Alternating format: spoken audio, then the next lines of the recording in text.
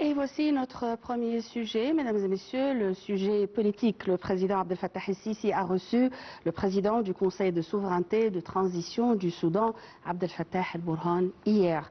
Le président el-Sisi a réaffirmé le fondement de la position égyptienne basée sur le soutien indéfectible à l'unité du Soudan, à sa sécurité, à sa stabilité, tout en soulignant la pleine disposition de l'Égypte à déployer tous les efforts possibles en ce sens. Et pour mieux parler de ce sujet, on a le plaisir d'accueillir au bout du fil l'ambassadeur Moataz Ahmadine, ancien représentant permanent de l'Égypte auprès des Nations Unies.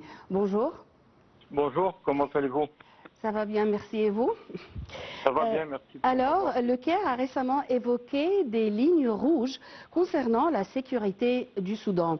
Quelle est la nature exacte de l'aide militaire ou logistique que l'Égypte est prête à fournir si ces lignes sont franchies par les FSR?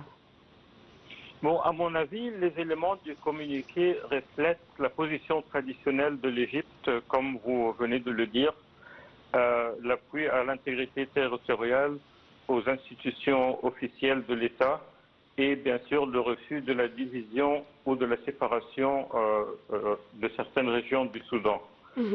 Rien de neuf à propos du contenu.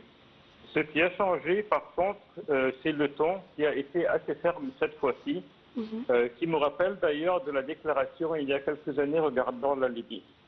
En ce qui concerne l'aide militaire, bien sûr que le déplacement du président soudanais vers l'Arabie Saoudite puis le Caire avait pour objectif principal d'assurer une aide militaire, politique et économique pour le Soudan ou pour le gouvernement soudanais. À mon avis, l'Égypte essaye le plus que possible d'éviter une intervention militaire directe, mais par contre, ce communiqué, avec cette fermeté nouvelle, a pour objectif plutôt la dissuasion pour éviter cette aide, cette intervention militaire.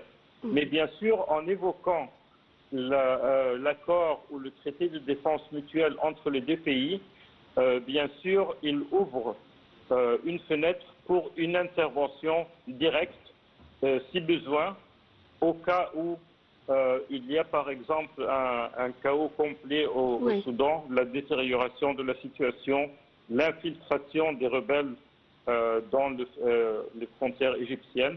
Cela pourrait ouvrir la porte à une intervention directe, mais à mon avis, l'Égypte essaye d'éviter une intervention directe. Mais bien sûr, l'assistance, l'échange d'intelligence, peut-être l'entraînement des forces soudanaises, ça c'est bien sûr l'aide traditionnelle que l'Égypte fournit au Soudan. Le Soudan fait face à plusieurs choses, le choléra et une famine déclarée. Quel rôle l'Égypte peut jouer pour briser les blocus humanitaires imposés par les combats? L'Égypte a des frontières directes avec le Soudan.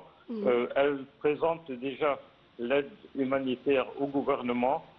Par sa participation au comité quadripartite, l'Égypte participe et plutôt est une partie indispensable pour les efforts diplomatiques à essayer d'arriver à un cessez-le-feu ou même une trêve humanitaire. Ceux-ci sont quelques points par lesquels l'Égypte peut intervenir sans intervenir paisiblement pour résoudre la crise au Soudan ou au moins atténuer la souffrance du peuple frère au Soudan. On peut dire que cette visite sert avant tout à montrer que le gouvernement d'El-Burhan dispose toujours d'un allié régional de poids, qui est l'Égypte, capable de peser sur la scène internationale pour éviter l'effondrement total des institutions soudanaises. Comment vous voyez cette expression ou cette phrase? Non, je suis tout à fait d'accord, c'est absolument correct. Avec l'Égypte et l'Arabie Saoudite, qui sont les deux partenaires régionaux qui appuient le gouvernement soudanais et qui participent dans le comité quadripartite, contre bien sûr l'autre pays arabe qui appuie les forces d'intervention rapide, les Émirats arabes unis. Il faut prendre compte aussi qu'il y a une sorte de compétition sous-régionale au Yémen entre l'Arabie saoudite et les Émirats arabes unis. Et bien sûr, cette visite en général, le déplacement du président soudanais reflète la gravité ou la sévérité de la situation.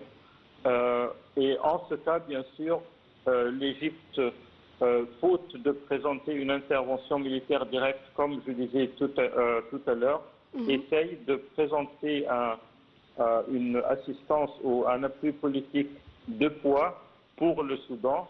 Et aussi, il ne faut pas oublier que le communiqué a commencé par suivre le mode d'opération traditionnel avec l'administration américaine, en commençant par mentionner positivement les efforts du président Trump, qui sont, à mon avis, néanmoins inutiles jusqu'à maintenant, mais aussi l'Égypte a réaffirmé l'engagement dans les travaux du comité quadripartite avec les États-Unis, tout en envoyant un message clair aux États-Unis et au comité quadripartite que l'Égypte n'est pas prête à accepter un fait accompli qui consisterait à octroyer une partie du Soudan aux forces d'intervention rapide, surtout qu'objectivement, personne ne peut compter sur les États-Unis. Comme vous savez, sous Trump, ils sont susceptibles à l'attrait de l'argent et dans ce cas, les Émirats arabes unis en ont beaucoup.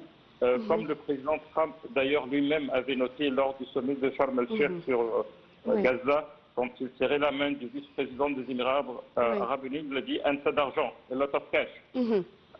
Merci beaucoup pour l'ambassadeur Mohtaz Ahmadine. Je répète que vous êtes ancien représentant permanent de l'Égypte auprès des Nations Unies. Mesdames et messieurs, je vous laisse pour une petite pause et je reviens tout de suite.